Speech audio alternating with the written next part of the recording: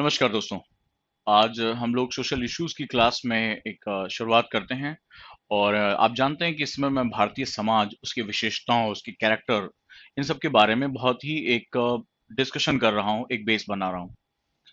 मैंने पहले बताया था कि मेरी क्लासेस बाइलिंगुअल है और ये डिस्कशन जो है वो बहुत ब्रॉड बेस है। ब्रॉड बेस का मतलब होता है कि एक होता है हम बहुत ही टू द पॉइंट जाते हैं और सिलेबस में जो पॉइंट्स लिखे होते हैं हम उसको कवर कर लेते हैं, उसको याद कर डालते हैं। दूसरा जो सबसे इम्पोर्टेंट सेगमेंट होता है वो होता है कि जब हम किसी भी सब्जेक्ट पे, स्पेशली वो सब्जेक्ट जो बाकी सब्जेक्ट के साथ जुड़ता है और उनका बेस बनाता है, हम उस पे एक ब्रॉडर डिस्कशन करते हैं और अपना कॉन्सेप्ट डेवलप करते हैं।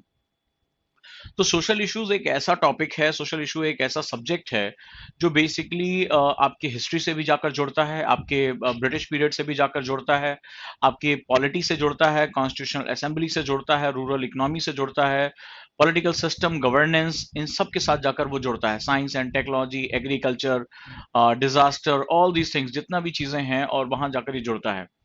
हमारी सोसाइटी जो होती है वो हमारी, कम से कम जब हम यूपीएससी की प्रिपरेशन कर रहे होते हैं, जब हम यूपीएससी के बारे में जान रहे होते हैं, तो उसके सेंट्रल एरिना में होता है, उसके जो है केंद्र बिंदु में होता है। और इसके माध्यम से हम एक्चुअली ये समझते हैं कि हमारी पढ़ाई का बेसिक मकसद क्या है, हमारा एम क्या है, how can we develop our concept. और तो सोसाइटी जो होती है वो इस तरह का जो है वो आपके लिए एक एप्लीकेबल पार्ट होती है। जब आप ब्यूरोक्रेसी में जाओगे, खासतौर पर जब मैं इस एग्जाम की बात करता हूँ, तो मैं जब ब्यूरोक्रेसी में आप लोगों को, जब आप जाओगे, आप जो है सिविल सर्विसेज में एंटर करोगे, तो आपका जो सबसे चैलेंजिंग पार्ट होगा, आपको पूरा लाइफ जो प्रशासन होता है वो समाज के लिए काम करता है। समाज के लिए यानी सोसाइटी के लिए काम करता है और उसको सोसाइटी जो काम करती है उससे वो नेशन बिल्डिंग का काम करता है। यानी एक आईएएस ऑफिसर सरकार और समाज के बीच में वो नोड होता है जो एक बाई डायरेक्शनल पाथ, यानी कि जो है वो द्विगामी है, जो है वो एक रास्ता जो है बनाता है। यानी वो सरकार के द्वारा लिए गए इनिशिएटिव को समाज के उत्थान के लिए, उसके उन्नयन के लिए, अपलिफ्टमेंट के लिए यूज करता है। और जो समाज का उन्नयन होता है, चाहे एजुकेशन हो, रिसर्च एंड डेवलपमेंट हो, जो वर्कफोर्स उसमें जो है वुमेन की पार्टिसिपेशन का बढ़ना हो, एग्रीकल्चर का इनहेंसमेंट होना हो, दंगे ना होना हो, शांति बना रहना हो, ये सब जो वैल्यूज होती हैं वो अंत में जो होता है वो नेशनल बिल्डिंग के काम आती है। तो आपकी जो जॉब का नेचर होगा आने वाले टाइम में वो बहुत डिफिकल्ट होगा, वो बहुत ही ज्यादा जो है वो चैलेंजिंग होगा। मैं इसको थोड़ा-सा आसान करने की कोशिश कर रहा हूँ। मेरा बहुत ये इंटरेस्ट एरिया रहा है हमेशा और मुझे वो कोर चीज़ें जो हैं पता रही हैं। कई बार मुझसे कहा जाता है कि आप जब करंट अफेयर्स पढ़ाते हैं तो आपका करंट अफेयर्स डायरेक्टली जो है उसके क्वेश्चन एग्ज़ाम में आ जाते हैं। तो उसका बेसिक पर्पज़ ये है कि मैं सोसाइटी को बहुत डिग करता हूँ, बहुत प्रैक्टिकली उसको जो है वो अप्रोच करता हूँ, ऑफिसर से मिलता हूँ, खुद भी जाकर उसको देखता हूँ, लोगों से बात करता हूँ, तो मैं ये पाता हूँ कि हमारी सोसाइटी बहुत ही कलरफुल है, बहुत ही पैराडॉक्सियल है, उसमें विरोधाभास है और इन विरोधाभासों की वजह से उसमें कई तरह के जो है संघर्ष हमारे सामने आ जाते हैं। हमेशा हमारे सामने अपॉर्च्युनिटी और चैलेंज इस सोसाइटी में हमेशा हमारे सामने बने रहते हैं। तो इस जो ब्रॉडर मैंने जो डिस्कशन किया आपसे, उस ब्रॉडर डिस्कशन में मैंने आपको बताया थोड़ा धैर्य रखिए। अभी मैं इसको अचानक से बहुत ईज़ी कर दूँगा, ठीक है? मैं इसको बिल्कुल एनसीईआरटी लेवल पे लेकर आऊँगा और फिर हम वहाँ से इसके साथ जाएँगे। बट आपके दिमाग में जो है एक पूरा जो है वो पर्सपेक्टिव बनना चाहिए कि हम एक्चुअली में क्या कर रहे हैं, हम कैसे पढ़ाई कर रहे हैं, क्या चीज़ें हमारे सामने जो हैं वो इम्पोर्टेंट हैं। कैसा एक समाज जो है, वो कैसे मल्टी लेयर होता है और मैं वही अवधारणा बनाने की कोशिश कर रहा हूँ। तो जब मैं कैरेक्टर की बात करता हूँ तो मैंने आपको बताया कि एक परंपरागत समाज होता है, एक मॉडर्न समाज होता है। लेकिन मॉडर्निटी की मैं आपको डेफिनिशन दे रहा हूँ। देखो, यूपीएससी में और अदर एग्जाम में एक अंतर होता है। अदर एग्जाम में सिर्फ कॉन्सेप्ट को एज इट इज पढ़ लेना मोर देन इनफ होता है। अगर आपने एज इट इज उसकी परिभाषा, उसके बारे में पढ़ लिया तो मोर देन इनफ होगा। लेकिन जब आप यूपीएससी जैसे एग्जाम, जो देश का सबसे टॉप मोस्ट एग्जाम है, जब आप वहां आते हो तो आपको सिर्फ कॉन्सेप्ट को जानना महत्वपूर्ण नहीं होता है। You must be very argumentative. आप जो है वो बहुत आर्ग्यूमेंटेटिव होने चाहिए। आप बहुत ज्यादा जो है वो अवेयर होने चाहिए। आपके पास उसके डिबेट होने चाहिए। फॉर एग्जाम्पल, मैंने आपको एक लाइन दिया था, one who is western that is a modern. अब आप देखो, ये इतनी बड़ी थॉट है कि हर वो चीज जो पश्चिमी है उसी को हमने आधुनिक मान लिया। आधुनिकता क्या हो सकती है, मॉडर्निटी क्या हो सकती है? क्या पश्चिम की हर चीज, वेस्टर्न की हर चीज वो मॉडर्न हो सकती है? ड्रग्स लेना, वुमेन्स के जो है वो सेक्सुअलिटी को जरूरत से ज्यादा बढ़ाना, वल्गैरिटी को बढ़ाना, क्या ये मॉडर्निटी हो सकती है? हर सोसाइटी की अपनी वैल्यूज होती हैं। इसका कोई मतलब नहीं है कि इंडियन सोसाइटी पिछड़ी हुई है और वेस्टर्न सोसाइटी बहुत आगे हुई है। कुछ अपने अपने मापदंड है। उन्होंने क्या किया, जब मैं अभी आपको आगे चलकर पढ़ाऊंगा कॉलोनियल पीरियड में क्या हुआ था, यानी कि जब ब्रिटिश आए थे उन्होंने कैसे हमारे सिस्टम को जो है वो करप्ट किया। याद होगा, कल मैंने आपको जो है बताया था व्हाइट मैन्स बर्डन के बारे में, रुडयार्ड किपलिंग की आपको कहानी सुनाई थी कि कैसे भारत में पैदा हुआ वो अंग्रेज जो है वो आगे चलकर एक किताब लिखता व्हाइट मैन्स बर्डन, और वो बताता है कि ईश्वर का आदेश है हम सफेद लोगों पे, हम जो व्हाइट पीपल हैं, श्वेत लोग हैं, उन पे है, और वो अपनी मर्जी से नहीं, वो ईश्वर के आदेश की वजह से ये काले असभ्य लोग जो हम काले असभ्य थे, उनको राष्ट्रवाद सिखा रहे हैं, उनको नेशनलिज्म सिखा रहे हैं, उनको एक मॉडर्न सोसाइटी में कन्वर्ट कर रहे हैं। ये जो हमारी सोसाइटी का जिनको एबीसीडी भी नहीं पता था। तो ये एक बहुत बड़ा एक ब्रॉडर डिबेट आ रहा है। तो अभी क्या होता है, कई बार इंटरव्यू में यहाँ से खूब क्वेश्चन जो है दबा के कॉन्फ्लिक्ट करके क्वेश्चन पूछते हैं। जाति क्या है, धर्म क्या है, कई बार जो है वो आप इस पे क्या सोचते हैं, यानी कि इसमें फंसाने के टॉपिक बहुत ज्यादा होते हैं। मैं इसीलिए आपको जो है वो इस पे टाइम भी ज्यादा ले रहा हूँ। इंटरव्यू में आप जब मेरी डिबेट को आप ध्यान से सुनोगे तो इंटरव्यू में आपको 30-40% क्वेश्चन यहीं से आपको जो मैं अभी बता रहा हूँ उसके साथ आपको मिलना शुरू हो जाएगा। यानी मैं एंड प्रोडक्ट की तैयारी पहले कर रहा हूँ। तो क्या होता है कि आप जिस सोच के हो, आप जिस समाज से आए हो, जो आपकी इकोनॉमिक बैकग्राउंड है, जो आपका सोशल बैकग्राउंड है, वो बहुत कुछ तय करता है कि आप कैसा सोचते हो, आप कैसा बिहेव करते हो। तो इन सब चीजों पे जो है वो हमारी एक जो है वो एक अकाउंटेबिलिटी डेवलप होती है। सपोज दैट आप एक ऐसे समाज से हो जहां पैट्रियार्कियल यानी पितृसत्ता, आपने देखा है कि महिलाएं घूंघट में रहती हैं, घर के बाहर काम नहीं करती हैं, कभी कभी जो है घर के पुरुष जो है महिलाओं पे हाथ भी उठा देते हैं, कोई चूचापाट नहीं होता, महिला उसके बाद भी अपना काम करती रहती है। अब यानी कुल मिलाकर आप एक पैट्रियार्कल सोसाइटी यानी पितृसत्तात्मक व्यवस्था का हिस्सा हो। कल जब भी आपके सामने इस तरह की डिबेट रखी जाएगी, आपको क्या लगता है कि लैंगिक समानता होनी चाहिए, महिलाओं को काम, तो आप कहोगे तो रट के कहोगे, लेकिन जो आपका कोर बेस होगा, जो यानी यहां से आपके जो एथिकल वैल्यूज होंगी, वो उस चीज को जो है वो सपोर्ट नहीं कर रही होंगी। उसका कारण क्या होगा कि आपने शुरुआत से ही उसी मानसिकता में आपकी जो है वो पले बढ़े। ये जो है वो एक रिजिडिटी क्रिएट करती है, यानी एक रूढ़िवादिता क्रिएट करती है, और आपको एग्जामिनर फंसा ले जाएगा यहाँ पे, और आप जो है वो निपट जाओगे इसी में। आपको अपने आप को लिबरल करना होगा, अपने आप को मुक्त करना होगा, फ्री करना होगा, और उसके लिए आपको बहुत ही फ्री माइंड जो मैं डिबेट कर रहा हूं उस डिबेट के साथ जाना पड़ेगा और समझना पड़ेगा।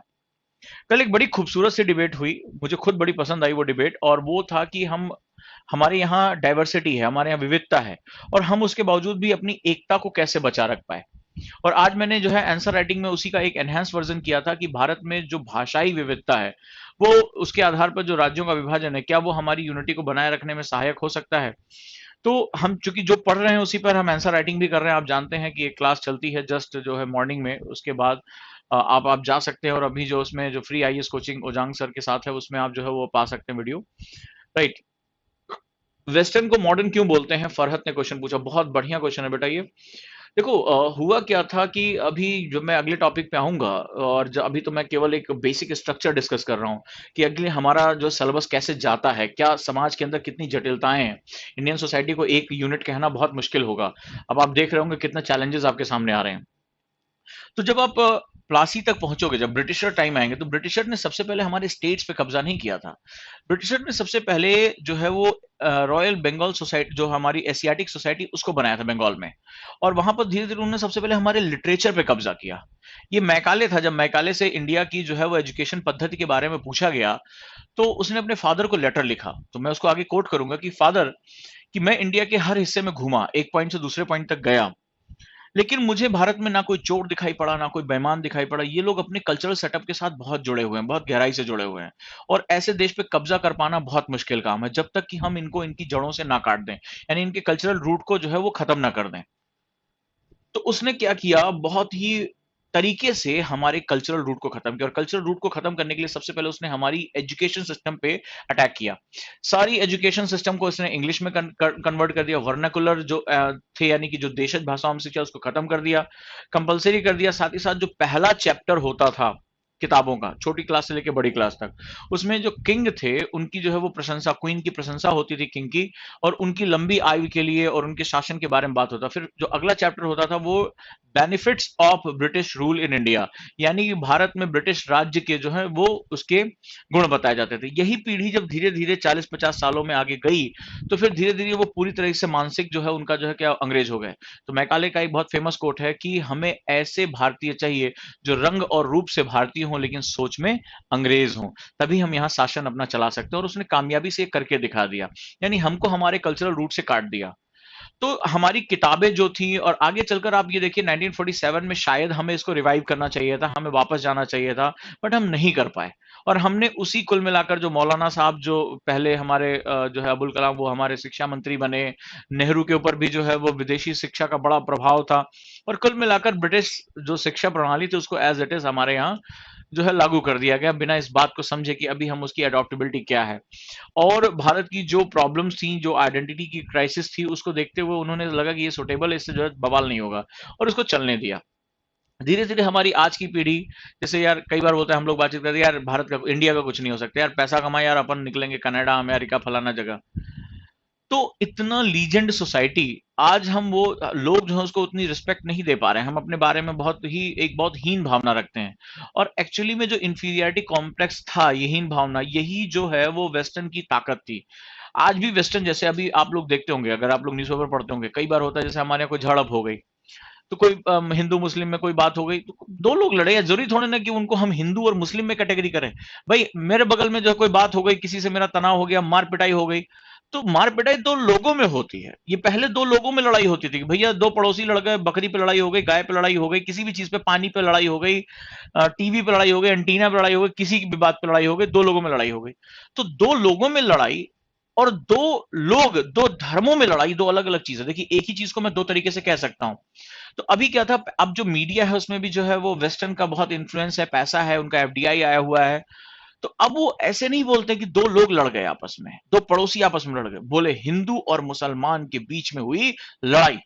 और आप भी सोचने लगते हैं, अच्छा ये हिंदू और मुसलमान की बात है, ये कम्युनल बात है। और फिर ये चूंकि आज जो मीडिया है वो वर्ल्ड लेवल पे बात होती है, पूरी दुनिया में जाता है, तो फिर वो एक धीरे से रिपोर्ट देते हैं कि इंडिया में कम्युनल टेंशन है, जो माइनॉरिटीज उनके राइट्स प्रिजर्व नहीं है, ये वो है। वो हमारे बारे में बात करते हैं, और हम भी डर के मारे क्या होता है, डिफेंसिव हो जाते हैं, अरे नहीं नहीं, अमेरिका की रिपोर्ट है, फ्रांस की रिपोर्ट है, जर्मनी की रिपोर्ट है, ये जो है हमारे बारे में कह रहा है। पर कोई उनसे जाके पूछे, कोई जर्मनी से पूछे, क्या किया था तुमने कॉन्सेंट्रेशन कैंप में, आज तक मानवता के ऊपर कभी इतना बड़ा अत्याचार हुआ था कि आप जो है लोगों को सुखा सुखा के मार दो, लाखों लाखों लोगों की हत्या कर दो? कभी आज तक हुआ? नहीं हुआ। कोई अमेरिका में जाके पूछे कि जो ब्लैक लोग हैं उनकी क्या हालत है, क्यों उनकी कॉलोनीज को साउथ कहा जाता है, क्यों उनके जो बच्चे सबसे ज्यादा ड्रग्स लेते हैं और क्राइम में हैं, क्या उनको उतनी अपॉर्चुनिटी मिली हुई है जितने कहीं भी हो? अमेरिका का चेहरा एक दिखाने का अलग है। क्या जो डोनाल्ड ट्रंप और उनकी जो पूरी टीम है, क्या वो ब्लैक लोगों को एक्सेप्ट कर पाएगी? शायद कभी नहीं कर पाएगी। आज भी अमेरिका में नस्लीय हमले होते हैं, काले लोगों को जो है एक अंग्रेज पुलिस वाला जो उसको गोली मार देता है सिर्फ इस शक में या घृणा के मामले में, आज भी वो हेटेड क्राइम होते हैं। बट नेवर इंडिया, कभी ने इंडिया ने कभी भी एक रेशियल रिपोर्ट प्रस्तुत नहीं की। क्यों? क्योंकि उनका हर जो सिस्टम है उस पर एक दबदबा बना हुआ है, उस पर एक जबरदस्त जो है वो प्रभाव बना हुआ है। हमें इसी प्रभाव के महत्व को समझना पड़ेगा कि ये बेसिकली क्या है और ये जो है वो कैसे काम करता है। तो हम अब इसी जो है सेगमेंट के साथ आगे बढ़ते हैं और अपने सेगमेंट्स को और गहराई के साथ समझते हैं। हम इस डिबेट को और आगे लेकर चलते हैं और समझते हैं कि हमारा जो है ये सेगमेंट कैसे काम कर रहा है। वेस्टर्न को मॉडर्न क्यों बोलते हैं? तो हो गया, उनका लिटरेचर पे उनका कमांड है, बड़े बड़े इंस्टीट्यूट उनके हैं, रिसर्च इंस्टीट्यूट उनके हैं, बड़े बड़े यूनिवर्सिटी, ऑक्सफोर्ड, प्रिंसटन, ये सारी जो यूनिवर्सिटीज हैं, हार्वर्ड, ये उन्हीं के पास हैं। तो वो जो है वो इसका पूरा तामझाम उन्होंने पूरे वर्ल्ड लेवल पे बना रखा है। क्योंकि देखो, अगर मैं अपनी चीजों पे प्राउड करूंगा, गर्व करूंगा, तो मैं उसके साथ स्टिक रहूंगा, मैं उसके बारे में बात करूं। लेकिन अगर मैं अपनी चीज को गिल्ट मानता हूं, मेरे अंदर गिल्ट फीलिंग है, मेरे अंदर इंफीरियरिटी कॉम्प्लेक्स है, वो मैं इंडियन हूं, इसका मतलब मैं सपेरा होऊंगा, मैं पिछड़ा हुआ होऊंगा, मैं तांत्रिक, वो मुझे दुनिया भर में जाते हैं, मुझे बताया जाता है, तो मैं कभी भी गर्व से नहीं खड़ा हो पाऊंगा। और ये जो सोसाइटी होती है वो लोगों से बनती है, लोगों से मिलती है सोसाइटी, और सोसाइटी से बनता है नेशन। तो अगर लोग कॉन्फिडेंट होंगे, yes I proud on Indian culture, मुझे भारतीय संस्कृति पे गर्व है, तो समाज गर्व होगा, और जब समाज गर्व होगा तो राष्ट्र जो है वो सीना ठोक के खड़ा होगा। चाइनीज को देखिए, तो उन्हें आज चाइनीज कहलाने पे कोई शर्म नहीं, उनको गर्व होता है, yes this thing is made from China, ये जो है चाइना से बन के आया है। तो मेड इन चाइना है, वो चाइना करते हैं, और आप देखिए वो आज कितने ताकतवर हो गए हैं कि कोई भी देश उनको जो है वो आंख नहीं दिखा सकता। So this is the fact, हमें जो है ये काम देखना पड़ेगा।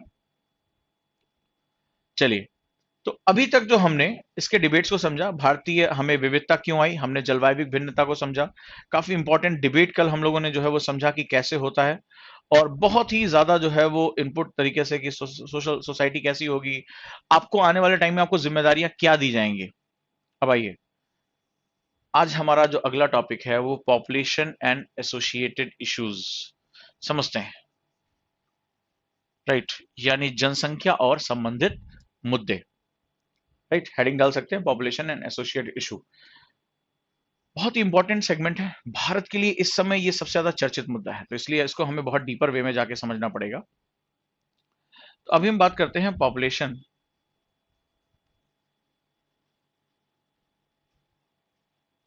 एंड एसोसिएटेड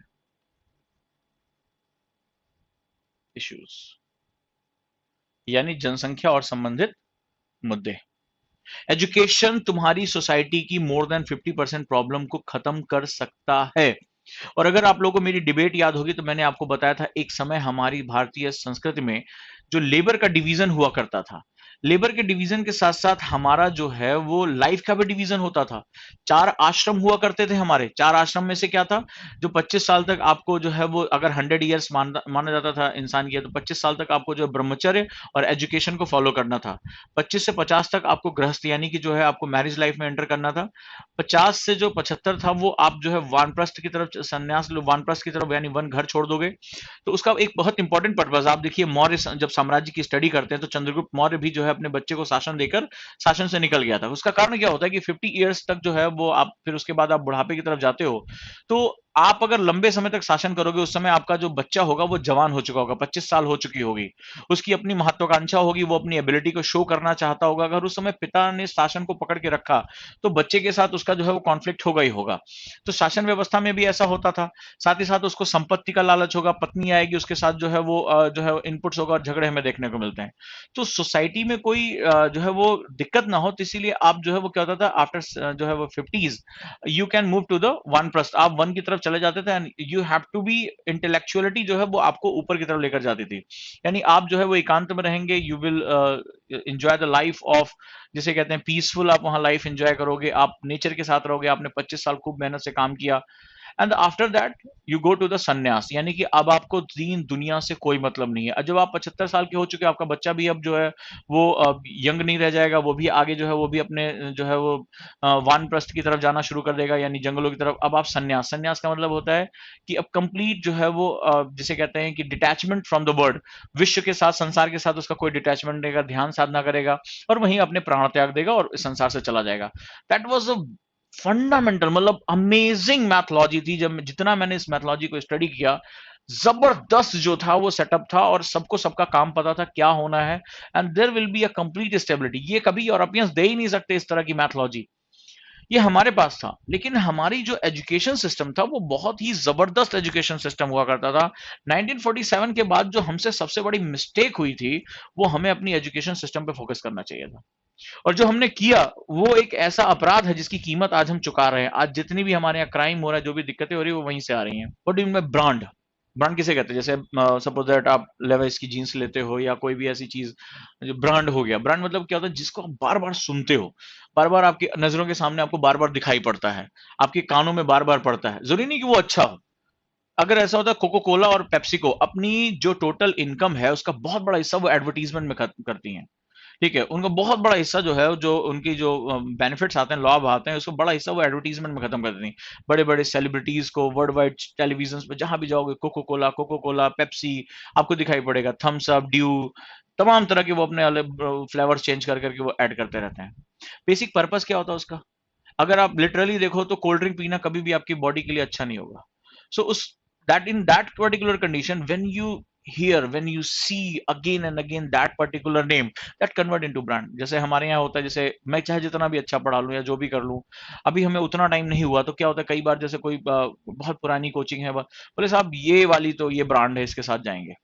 तो भले चाहे हम स्टूडेंट के साथ कितना इंटरेक्शन कर ले, उनके हर क्वेश्चन का जवाब देने की कोशिश करें, नए मैथोलॉजी में पढ़ाएं, यूपीएससी की रिक्वायरमेंट, लेकिन वो क्या होता है, वो क्योंकि उन्होंने 20-25 साल से वो नाम बार बार सुना है, उनके माता पिता ने सुना है, भैया चाचा ने सुना है, तो वो उनको एक ब्रांड के फॉर्म में आ जाता है। अब जैसे मैं तुम्हें एग्जाम्पल देता हूँ विशाल, अब सुनना है, समझना है इस बात को। कि वहां पर क्या होता है कि जब हम किसी चीज को बार बार, जैसे चाइनीज हो गया, तो शुरुआत में क्या हुआ, जब चाइनीज ने अपना प्रोडक्शन शुरू किया तो बहुत खराब प्रोडक्शन के रूप में था। धीरे धीरे जैसे जैसे समय बीता, चारों तरफ अब हम कोई भी मोबाइल भी पलट के देखें, हम कोई डिवाइस पलट के देखें, लैपटॉप देखें, कोई भी चीज देखते हैं, made in China, made in China, made in China, made in China, हर चीज मेड इन चाइना। 10 रुपए के सामान से लेकर 10 लाख रुपए के सामान तक सब कुछ made in China. Mobile phone, laptop, computer, lights, X Y Z, TikTok, सब कुछ जो है वो सॉफ्टवेयर, जूम, सब कुछ जो है वो, दैट इज व्हाट, चाइना हो गया।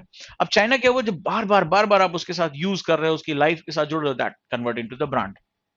सो फॉर ब्रांडिंग, ब्रांड तभी हो पाएगा जब आप सोशली जो है वो बहुत यूनाइट होगे, सोशली आप अवेयर होगे, सामाजिक रूप से आप बहुत उत्थान कर पाओगे। और ये सोसाइटी उत्थान तब करती जब लोग अवेयर होंगे। When I have a proud of to be Indian, यहां पे क्या होता है, मैं पंजाब का आदमी है, थोड़ा भी पैसा हुआ कनाडा निकलेंगे, तो इंडिया ज्यादा कनाडा हो गया, अमेरिका हो गया, बाहर जाना है, बाहर पैसा कमाना है, हमें चाइना का सामान खरीदना है।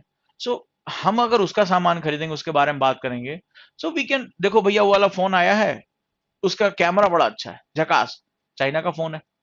तो आप जब तक लोग अपनी प्रोडक्शन, अपनी ब्रांड के लिए अवेयर नहीं होंगे, जब तक हम नेशनलिज्म के कॉन्सेप्ट के साथ नहीं जुड़ेंगे, राष्ट्र एक भारतीय होने पे गर्व नहीं करेंगे, तब तक वो समाज कभी जो है वो ब्रांड में नहीं कन्वर्ट होगा, और वो कभी भी कंट्री ब्रांड में कन्वर्ट नहीं होगी। राइट, तो ये बहुत इंपॉर्टेंट सेगमेंट है। और ब्रांड वैल्यू में चाहे हम इकोनॉमिक ब्रांड वैल्यू, जैसे एजुकेशन हो गया, तो हर आदमी सोचता है यार हार्वर्ड में पढ़ने को मिल जाए, प्रिंसटन में पढ़ने को मिल जाए, जो भी अमीर आदमी पढ़ने में अच्छा होगा, किसी तरह कैम्ब्रिज चले जाए, वहां पढ़ने को मिल जाए। तो इंडिया का इंस्टीट्यूट क्यों नहीं, क्योंकि अमेरिका का लड़का सोचे यार इंडिया के इंस्टीट्यूट में था कभी, तुम्हारे यहाँ तक्षशिला और नालंदा और विक्रमशिला, ये इंस्टीट्यूट ऐसे थे, तक्षशिला में पूरे विश्व के लोग पढ़ने और पढ़ाने आते थे। दुनिया के जाने माने जो शिक्षक थे, वो उनको ये सौभाग्य मिलता था मुझे तक्षशिला में पढ़ाने को मिल जाए।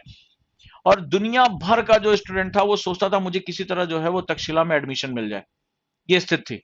नालंदा में मुझे एडमिशन मिल जाए। तो उस समय हम ब्रांड वैल्यू थे, पूरी दुनिया में एजुकेशन में, ट्रेड में, डेवलपमेंट्स में, आर्म्स में, हम जो है वो दुनिया के सबसे टॉप पे थे, और हमारा एजुकेशन सिस्टम टॉप पे था। तो हमें वो लीजेसी जो है वो फिर से डेवलप करनी पड़ेगी। हमें जब तक लोगों की शक्ति जो है स्मॉल नहीं होगी, तब तक हम कभी भी एज अ ब्रांड हम उसमें एस्टेब्लिश नहीं हो पाएंगे। राइट, चलो अच्छा लगा मुझे कि आप लोगों ने जो है वो डिबेट में इन्वॉल्व हुए आप लोग। और आज हम जिस टॉपिक पे और आगे बढ़ते हैं, पॉपुलेशन जैसे टॉपिक की तरफ हम चलते हैं। लेट्स सी,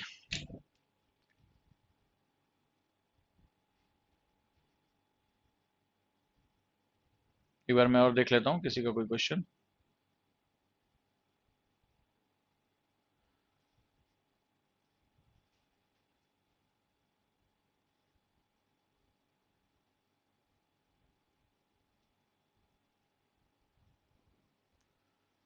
शिवानी ने पूछा है, सर आज हम वेस्टर्न की ओर जा रहे हैं तो क्या हम अपने इंडियन कल्चर को खो सकते हैं? शिवानी, अभी ये क्वेश्चन जल्दबाजी में होगा। जब मैं तुम्हें ग्लोबलाइजेशन पढ़ाऊंगा तो तुम्हें फ्यूजन ऑफ कल्चर बताऊंगा।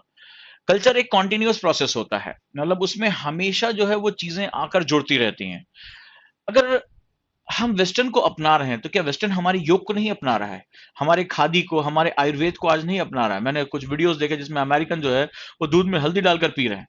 ये तो हमारे कल्चरल सेटअप था ना। उन्हें आज अदरक के, जिसको वो स्पाइस कह के किनारे भागते थे, आज वही अदरक जो है उनको कोरोना से बचा रही है, उसकी अपनी इम्यूनिटी बढ़ाने के लिए यूज कर रहे हैं।